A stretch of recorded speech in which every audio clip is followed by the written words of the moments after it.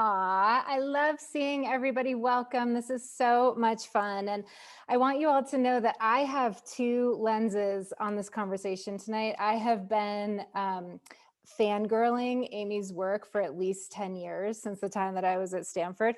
As you all know, she's a social psychologist. She's held so many different hats, professor at Harvard, Kellogg, Rutgers. She's the author of the New York Times bestseller, Present. She's a young global leader for the World Economic Forum. I mean, just an outstanding expert and leader in her field. I have a second lens, though, which is less well known, and that's one as just looking at her as a dear, dear friend. And I was talking with Amy actually just a couple days ago about sort of the distinctive nature of friendships forged during the era of COVID. And if any of you have had this experience, I hope you'll put it into the chat. But this has been such an intense and such a disruptive and scary year. And I just feel this incredible connection with Amy and our other dear friend, Tatiana, who's also listening in today. And I feel so lucky to have been able to establish this connection with her, which was completely coincidental. We wound up as next door neighbors in Park City. Many of you all know that I broke my leg a couple of years ago, and I want to give you some specific examples of how Amy has showed up for me in that time. And you all know I'm a mom, I'm an entrepreneur, I'm a wife. I try to keep it tight, like I want to keep it together. I broke my leg and I got 4 girls, so like stuff got wild really fast. Amy comes in, comes over for dinners, crafts with my girls, took my daughter Helena skiing. She brings her dog Mayor, who might make a cameo at some point for pet therapy. She's just an amazing friend. And so, Amy, for both of those lenses, it's just such a pleasure to have you here with my community, the BreakLine community, who I also love so much. This is such a special moment. Thank you so much for joining. Thank you so much for having me. This is so fun. I wish we were sitting together, but I'm glad to be only a couple miles away. So what we'll do here, folks, is Amy and I have agreed on a couple of questions, and then as usual, we're also going to turn it over to you. So feel free to pop questions into the chat box as well. But Amy, I want to actually delve into your work, and you're so well known for your book Presence, and I want to kind of get right to the heart of that work. And in that book, you describe presence as the state of being attuned to and able to comfortably express our true thoughts, feelings, values, and potential. In short, we demonstrate presence when we're able to be ourselves. And so, why is it so crucial to be able to access this state of authenticity?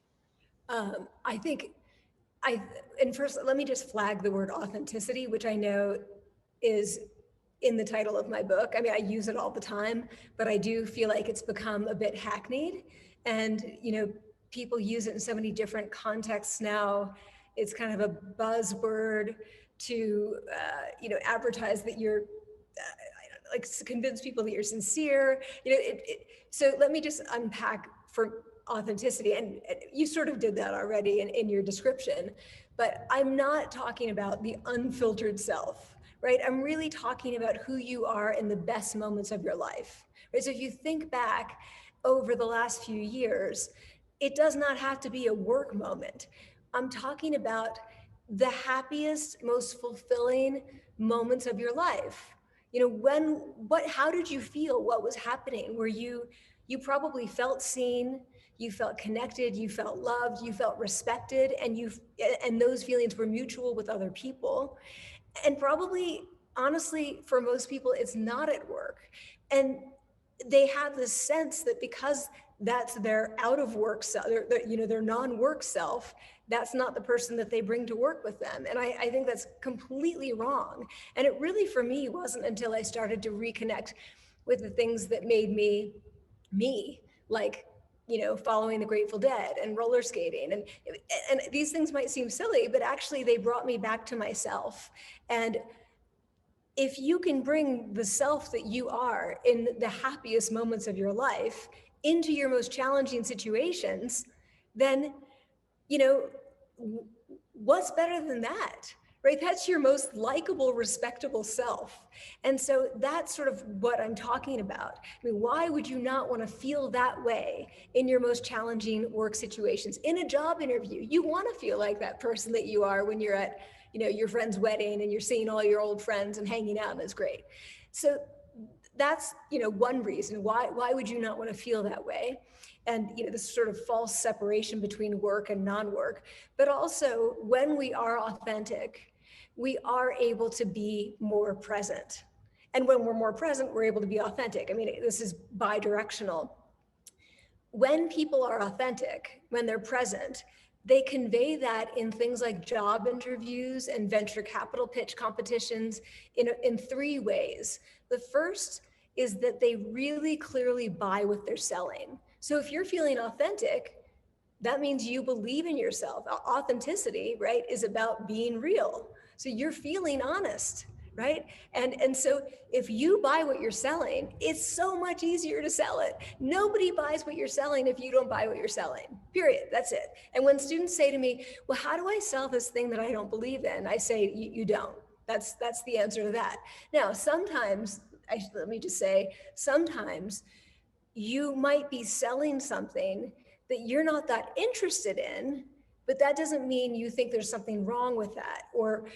And that's about sort of figuring out why you don't buy what you're selling is important, because there are reasons that should make you not want to sell it. And there are reasons that should make you go, I need to dig a little deeper to understand this thing. The second, so one is people believe their story, they buy what they're selling.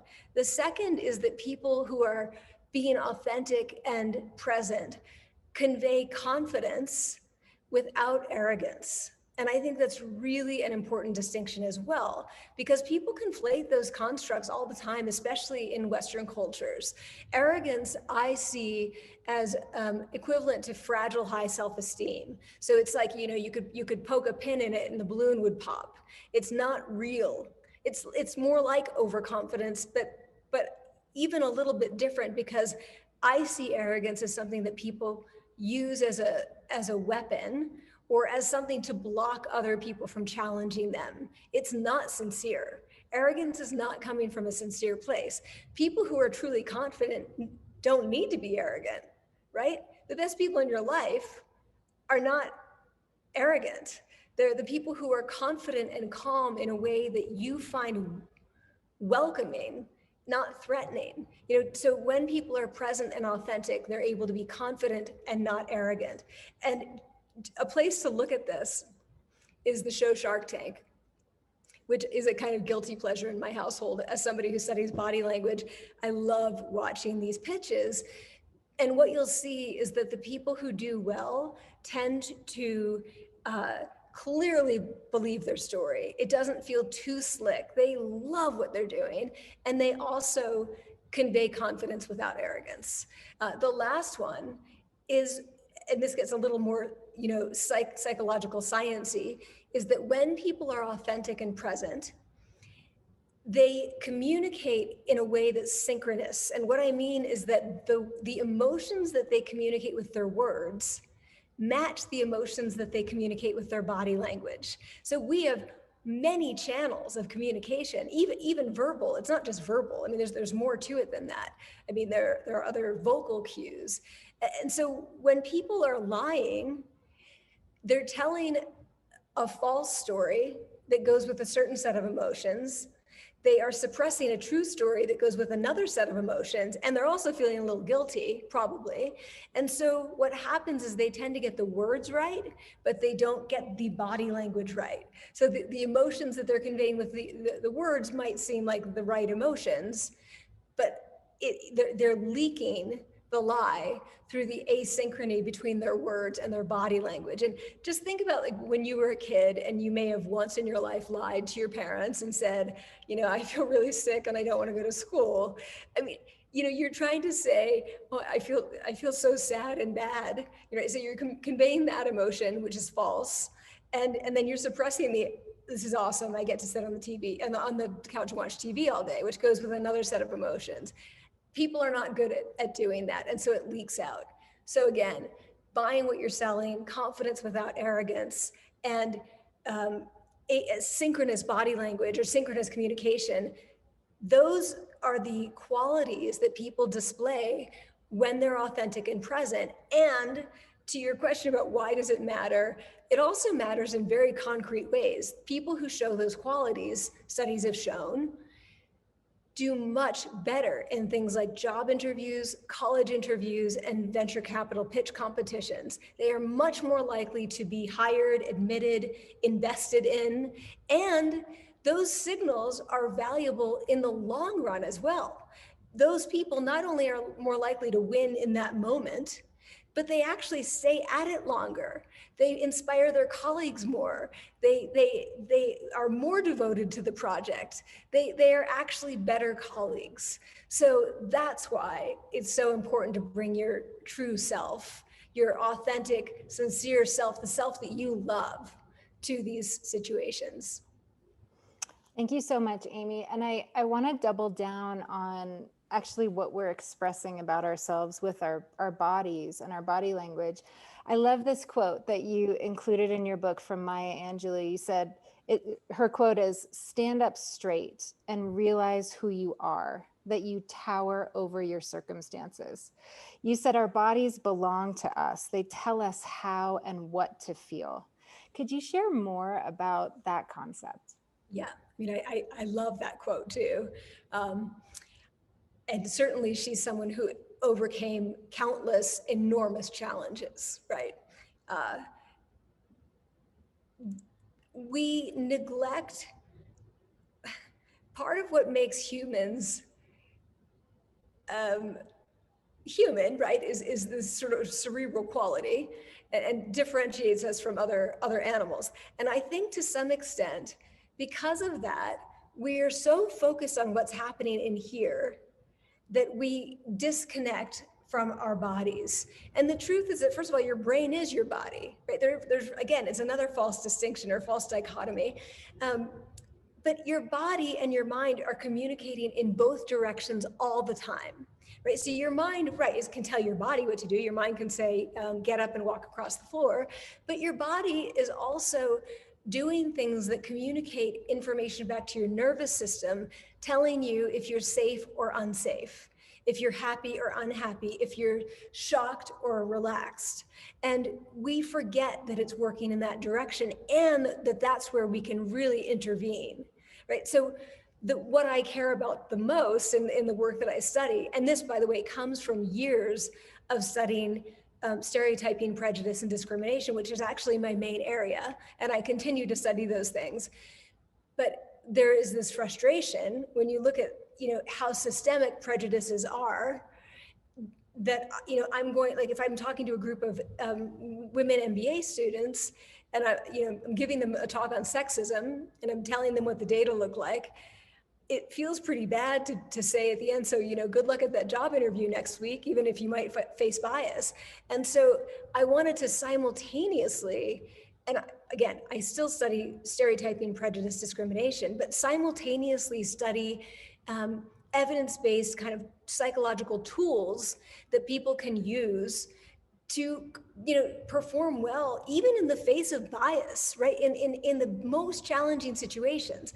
And so I was watching my students at HBS, and participation is half the grade in a lot of business schools. And there was this big gender grade gap that, by the way, has almost completely closed now. That was, in 2007. And I noticed that the body language of the people who were speaking a lot in class was much more open and expansive than the body language of people who were afraid to raise their hand, or who raised their hand in this apologetic way, where they kind of cup their elbow like this. And so I started to think, I wonder if you could reverse engineer this, because we know that expansive body language across the animal kingdom is linked to power. When individuals have power, they expand in every way. Like, primates can cause their hair to stand on end to make themselves look bigger. Chimps will hold sticks out to make their arms look longer. Cobras, think about the sort of hood of the cobra. Birds will expand their wings. All of these are signals of power. And powerless animals do the opposite. They make themselves tiny. So I started to wonder, what if I told these students who weren't speaking, who, by the way, I knew were incredibly bright because they were coming and talking to me one-on-one in office hours. What if I got them to emulate the body language of powerful people? And that's where that work began. And, it turned out, right, like it started with this concept that I called power posing. And I kind of regret that I called it that because it's almost so sticky and cute that people miss the bigger point, which is that the expansive body language makes us feel more powerful in so many ways. And can I just take a minute to give a few examples that are really practical? Let's just talk about breathing. What happens when you're nervous? You start breathing shallowly and quickly. So you are contracted. You're taking up less temporal space. You're not breathing as deeply into your body. You're not expanding your chest as much. When people breathe slowly, it calms them down and triggers what we call the relaxation response, which makes them not only calm, but also much more confident. And so I'm going to give you one quick example of how to do this. And this to me is probably my favorite body-mind hack. It works for me so well. So it's called 4-7-8 breathing. And what you do is you inhale for 4 counts, you hold your breath for 7, and then you exhale for 8. And I'll count. But again, 4 counts of inhaling, 7 counts of holding your breath, 8 counts of exhaling. Okay, ready? 1, 2, 3, 4. 1, 2, 3, 4, 5, 6, 7. 1, 2, 3, 4, 5, 6, 7, 8. It doesn't have to be seconds. It's just counts that have to be equal intervals. You're doing it quietly to yourself. That has now already sent a signal to your nervous system that you are safe. They call it the rest and digest response, which is in contrast to the fight or flight response. Doing that in 3 rounds is incredibly calming. Some people who are already, sort of on the low anxiety side said they can't do it before they drive because they're afraid they'll fall asleep. But if you're feeling that anxiety before you go into a stressful situation, try that. Right? So breathing more expansively makes us feel more powerful. Speaking more slowly makes us feel more powerful. And you probably know this research because it was done by Deb Grunfeld at Stanford GSB. And she first noticed that in her experiments, people perceived slow talkers to be more powerful than fast talkers. So then she reverse engineered that in an experiment and had people speak slowly or quickly, reading the same sentences, and found that the people who spoke slowly, taking up temporal space, right, expanding temporally, they felt much more confident and powerful afterwards. So that's another way that you can do it. Simply sitting up straight, as opposed to hunching over your phone, makes people happier, more confident, more assertive. Expansive postures that you do in things like yoga, enormous benefits. Even walking in a more expansive way makes people happier and more confident. So back to sort of the regret about calling it power posing, partly because that was so sticky and people think of Wonder Woman. It limited people from seeing all the research that was being done on this all over the world in so many different fields outside of social psychology. So there's an abundance of evidence now that expansiveness makes us feel more powerful and shrinking makes us feel more powerless. I was thinking as you were explaining this phenomenon, is one of the benefits of being powerful, like just being sort of a powerful class, that you're almost, you almost beget confidence, like confidence begets confidence. Yes. But you can also build that in yourself. Absolutely. So I want to distinguish between what I call social power, which is, formal power, hierarchical power. It's your rank in your organization. It's the amount of money that you have. It's status in the traditional sense. That's power over others. That's control of resources. That's not what I'm talking about, although that can have some of the same effects. What I talk about is what I call personal power. And personal power is not power over others, it's power too. In a way, it's like your control of yourself and your ability to bring your best self into these challenging moments. It's your sense of agency, your sense of self-efficacy. And what we know is that when people feel powerful, it activates what we call the behavioral approach system. And that changes the way you feel, the way you think, the way you behave, even your physiology. But approach is the word to pay attention to. What happens is that when the approach system is activated, when people feel powerful, whether that's social power or personal power, they see their biggest challenges not as threats, but as opportunities. And just like think of that. Every challenge, it has a bit of both of those things. Which thing are you going to focus on? Is it an opportunity for you to grow or to accomplish something or to, just sort of overcome a fear? Or is it a threat to your existence in some way? So when the approach system is activated, people see those challenges as opportunities. They see the other people they're interacting with, like the person interviewing them, not as a potential predator who's out to get them, but as a potential ally, someone who they can trust. They feel more optimistic about the future. They feel happier. They have an abundance mindset as opposed to a scarcity mindset. And I think maybe most important, they are more likely to act. So when people feel powerful, they're more likely to take action, not just on behalf of themselves, for themselves, but for others. So what I've been studying and writing about in the last couple of years is adult bullying and bravery and bystander behavior. And what we find is that the bystanders who are the most likely to intervene and say, that's not okay, are the ones who feel in that moment powerful. So you are also more likely to act on behalf of others. So feeling personally powerful can make you both stronger and more competent, and also more generous and trusting and open to others. Oh, so you're muted. Oh, Zoom. I was just saying, oh my gosh, I love that last point so much. It's like such a BreakLine pillar as well.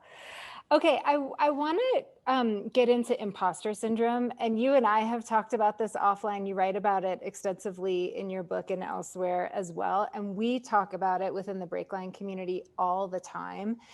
I want to share with the BreakLine team here today what you say about imposter syndrome. You call it the deep and sometimes paralyzing belief that we have been given something we didn't earn and don't deserve, and that at some point will be exposed.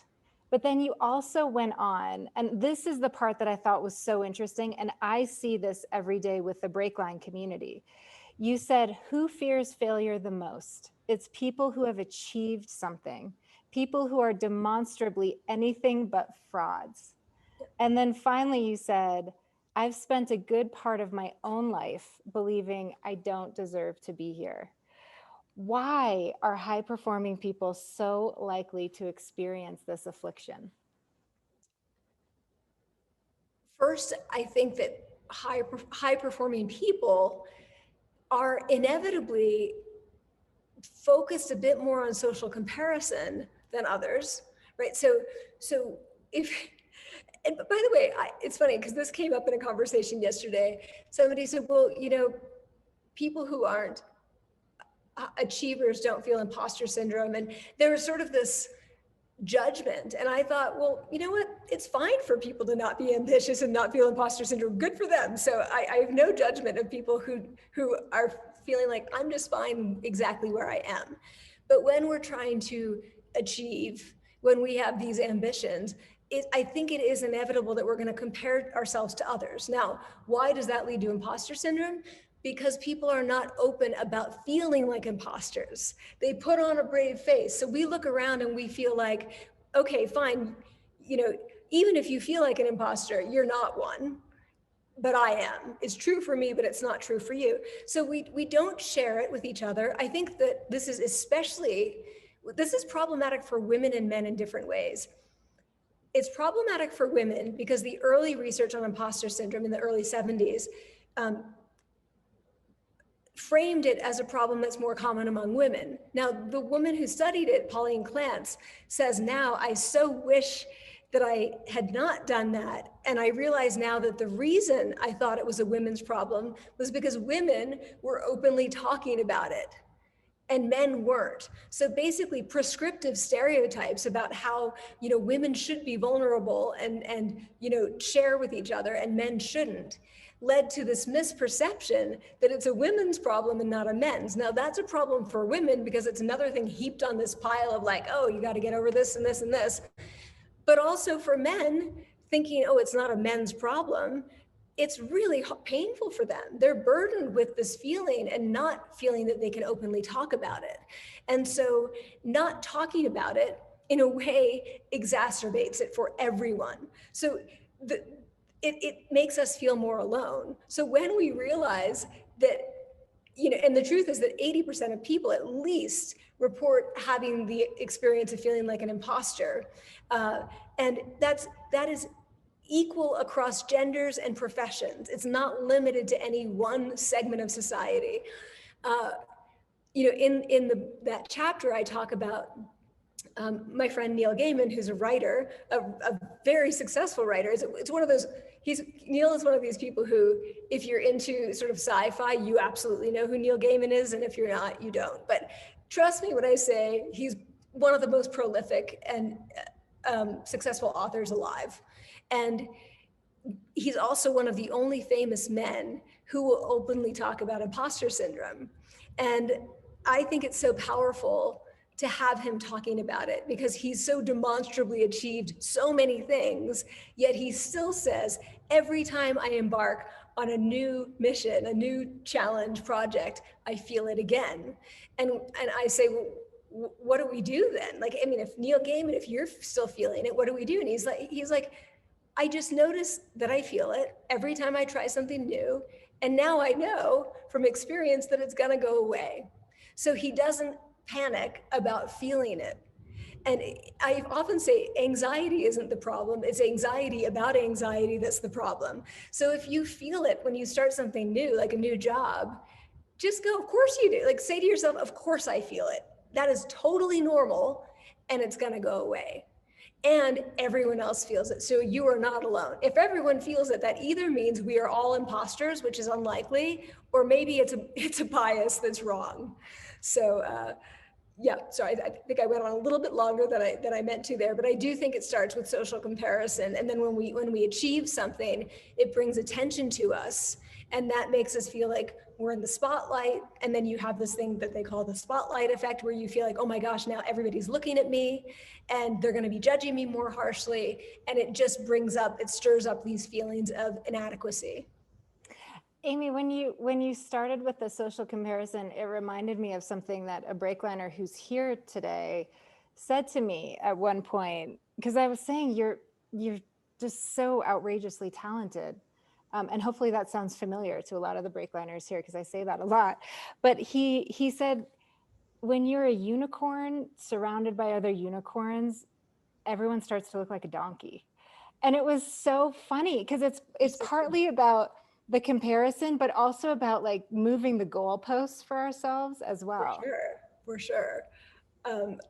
Yeah, I like that. I've never heard that, but yeah, I think the recognition that this is it's so isolating, and it can actually be a phenomenon that brings us together that we can kind of joke about and share with each other.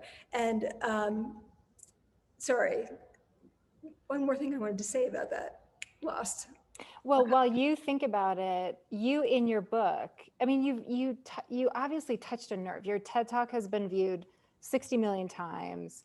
1 million people are following you on LinkedIn and like just all these other platforms. I mean, people just love to be connected with you. And you said in your book, I think it's because I've given them a reason to feel less alone. Like they are not alone in these feelings. And there's something so reassuring about knowing that you're standing next to somebody else.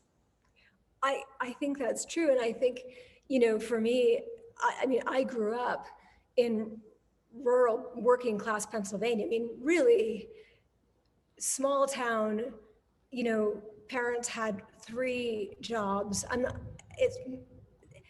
I think many of you understand that that is a reality. Like that's true. I know some people go, oh, well, who has 3 jobs? Trust me, people have 3 jobs to get by. That's the community I grew up in, really, incredibly hardworking people who are living paycheck to paycheck. Only a third of my high school class went to college. I was the only person to leave to go out of state. I worked my way through college as a roller skating waitress. We'll be coming back to that later. And I feel very much, I really relate to, I don't even know what word to use, the average person. Mm-hmm. I'm the average person. And I'm proud of that. I am so proud of that. I used to be ashamed. I kind of wanted to hide that I didn't have a fancy pedigree. When I started undergrad, I went to CU Boulder and through grad school at Princeton, which probably gave me the worst imposter syndrome. Mm-hmm. Because not only is everyone, high achieving, they also have like the glossiest hair all the time. They're perfectly groomed. But I started to become proud of where I came from when I ended up at HBS. And students from that background came into me saying, I don't belong here. I'm from rural West Virginia. That was the moment where I thought, like, this is why I'm here. I am here for those people.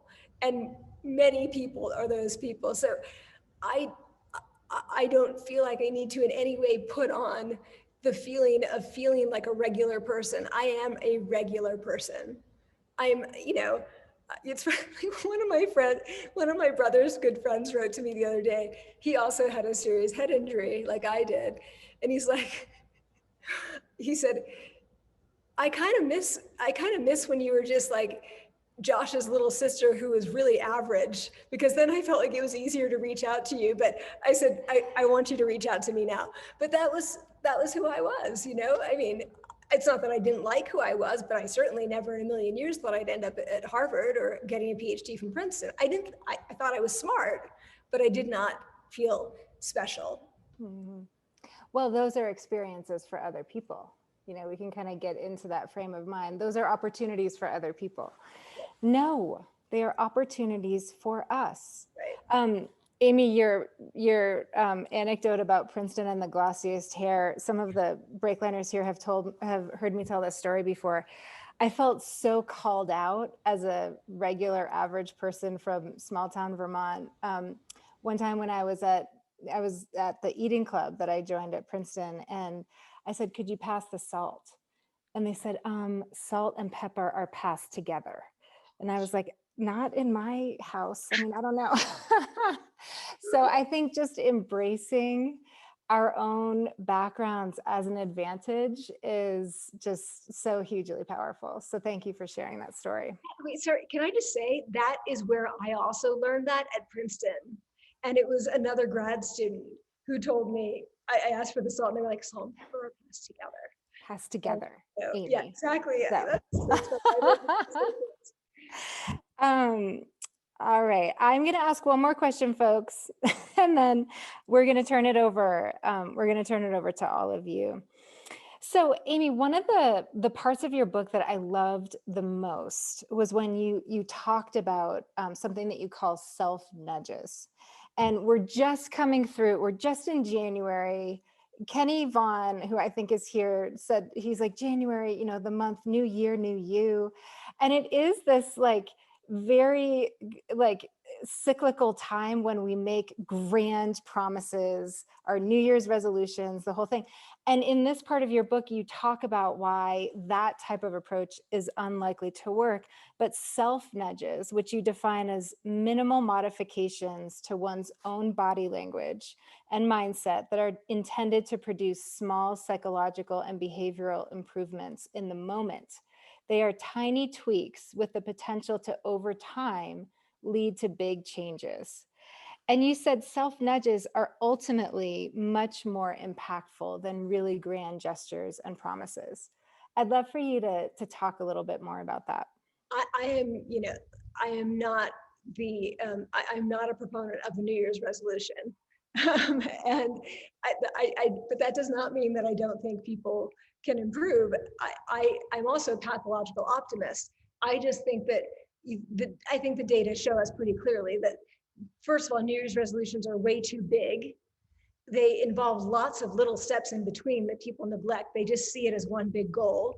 It takes a long time to get there, and there are a lot of opportunities for failure along the way. And so say you're gonna, I don't know, run a 5K or something, and you're gonna do that in 2 months, and you start to lag a bit in your training. Then you're like, well, I just give up because now I'm behind and I can never do that. So instead, think of why not approach these challenges one at a time. So, next time you give a talk or something, you're just gonna slow your speech a bit.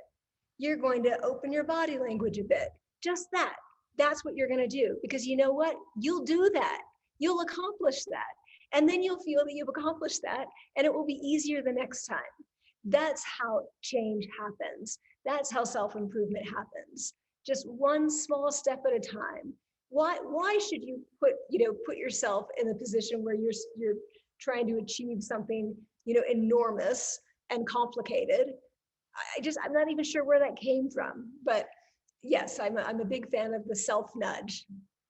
Eric Gonzalez has a question. He says, hi, Amy. Can you speak to how we can honor someone else's space while also maintaining or expanding our own space?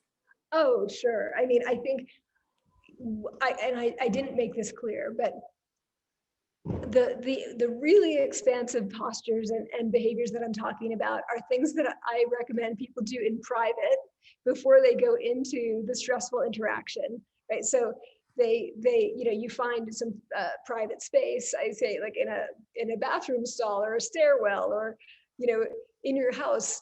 I mean, right now it's all virtual, so you can do it before you come online. Then you can be as expansive as you want to be and look ridiculous, and it's not going to offend anybody. When you're interacting, you want your body language to be both open, but not domineering, and welcoming. So you want to be clearly indicating that you want to be there. You want to be sending trust and love through your gestures in addition to strength.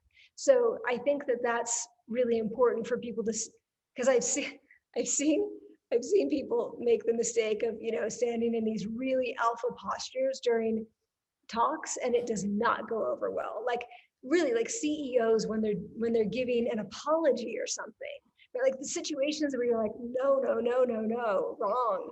wrong time to do this. So that's one thing I want to say. But the other is that it is important to read people to get a sense of how comfortable they are, like how much space do they need.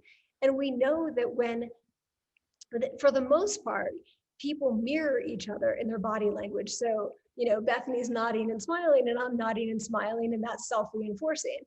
If there were a big power differential, then what could happen, maybe not with Bethany, but is that the powerful person tends to get even more expansive, and the powerless person shrinks more. And we call that complementarity.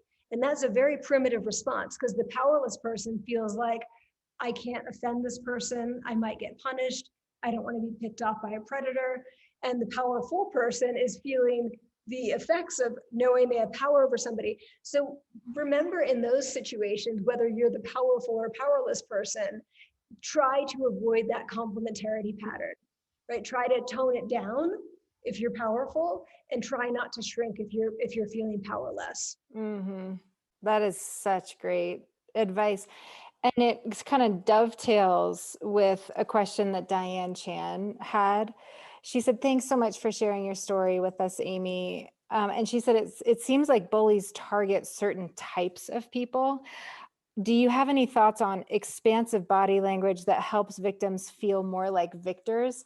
Do we invite targeting because we adopt these postures, or no?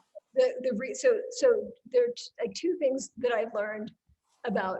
It's funny because when people talk about bullying, they want to focus on the bullies and the targets because those are like the main characters in the movie. But I really think that what we should be focusing on are the extras milling around in the background, the bystanders, because all of the, the research on so let me just start with bullies. Who are the bullies? Everybody wants to know, who are the bullies? Are they the people who were bullied? Are they the powerful people?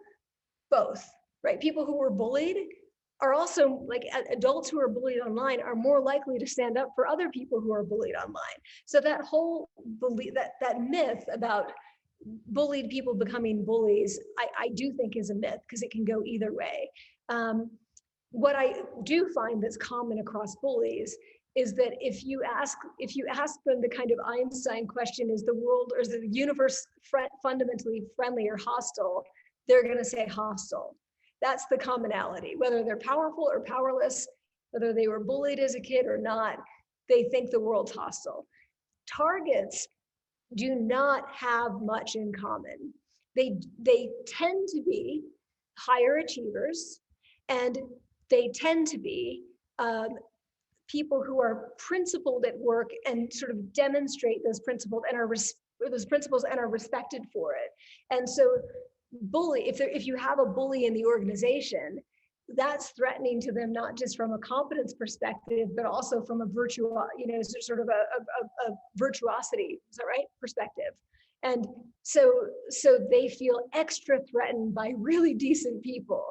And so that there is that, you do see some of that, but if the timing is unfortunately right and you're in the wrong place at the wrong time, and maybe you're a tall poppy, there's a good chance that you could become a target. But no, I don't. They certainly do not seem to be people who are more passive.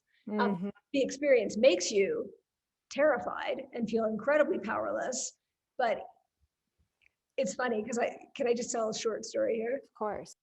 Bethany has heard so many of my stories, man.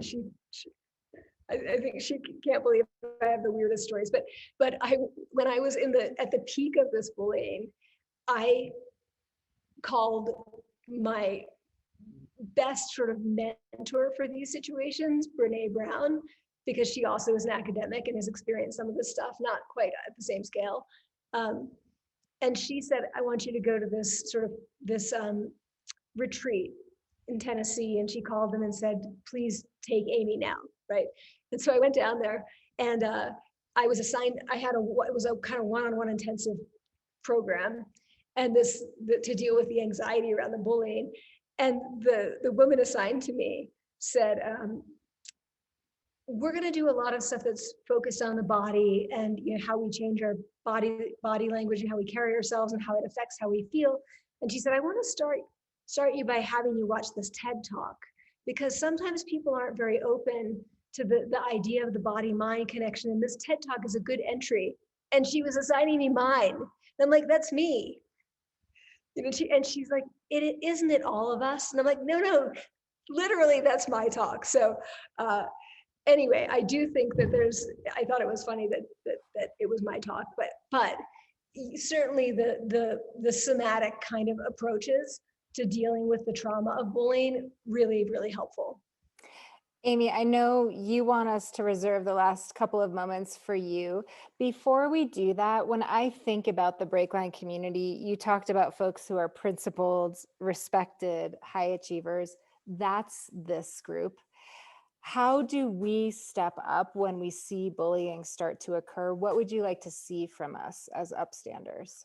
Well, I mean, first, recognize that I call it social bravery, is harder in many ways than physical bravery, because social bravery is not rewarded right away. It may never be rewarded. You're doing it because it's the right thing, not because you're getting any glory out of it. And that's tough. So first, recognize it is challenging to do this. If you're in a leadership position, your role is to step in and say, and draw a very clear line. But let's just take online bullying, where you see, somebody that you respect starting to get bullied, not just by sort of anonymous trolls, but by people in their professional community. Here's just one small thing you can do. First of all, don't signal boost the bully. Do not retweet that person. Don't like that tweet. Add to the thread. So part of the problem on social media with bullying is that people are afraid to stand up. And so it looks as if negativity is the norm. It's not, it is the normative behavior, but it's not the normative psychological response. Most people are sitting there doing nothing. So get in there and change the norm to something positive. So what I do is if I see somebody getting piled on by a mob, I don't address the people piling on. I say something about that person and what they've done that really helped me, right? So an example, Matt Haig, who's written some really wonderful books on depression and mental health, and he's British, really successful. He gets really bullied online. And so when that happens, I'll jump in and go, the article you wrote last week really helped me, and for this reason, very specifically. And then people start adding to that. So you want to shift the norm from negativity to positivity. You don't even have to engage the people who are being negative. That's one thing. But also be aware of all the cognitive biases that lead you to believe something without really checking it. I mean, I know it's the era of fake news, but even smart people, who are having intellectual discussions use these kind of tactics to pull people in because they think you're not going to read beyond what I just said. It's do your research before you believe that, that story about the person who's being targeted. A couple of things. All right, Amy. Oh my God. I mean, just such a treat to spend the time with you. Absolutely loved it. I'm going to turn it over to you. I know you wanted the final few moments. Well, I've never done this before, but I think that, and can you confirm that a roller skating video of me was sent around? Indeed it was. Okay, so I just thought, I've never done this, but I'm in my house and I've got a nice wood floor. So I thought by the way, I've been skiing for the last 3 months and not roller skating. So I'm not at my roller skating best, but I'm going to leave you with my favorite roller skating trick if this works. All right. So I got to turn the camera around. So hold on, because this is what I've been wearing. I don't know if you can see my hair. All right. So I'm already ready. And so let me just get this set up. Give me a moment. Stop it right now. I am fangirling so hard, and I am not afraid for you all to see it. I hope this is being recorded, Bethany. This is being recorded. We don't necessarily have to share it, but it's being recorded. Well, why would you not share it? I'm just kidding. All right, hold on. Let's see. Let's see if this works.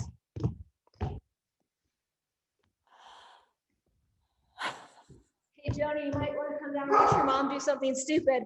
All right. I can't see myself, so I can't see what you can see. We can see you from like the thighs down, basically, when you stand up. Okay, that's perfect. All right, you guys ready? Amy, we freaking love you so much. Are you ready? Ready. I'm a little nervous. All right, here you can go. do it. Okay, it's gonna take me a second. I gotta go around the corner.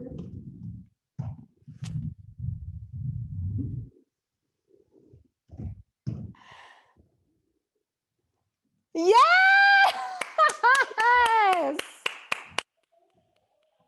That was amazing. That was awesome. Everybody come off mute and tell Amy. So good. How did you do that? Amazing. It was great. Oh, brilliant. I'm buying a pair of rollerblades right now. Yeah. That was so awesome. I can't do Yeah, that was without legit. rollerblades. Yes. Mayor. We're working on a trick where I go over him, but he didn't like it very much. Amy, we loved having you. Amy, all the love to you. Thank you so much for You being here. too. This was great. Thank you for a great conversation.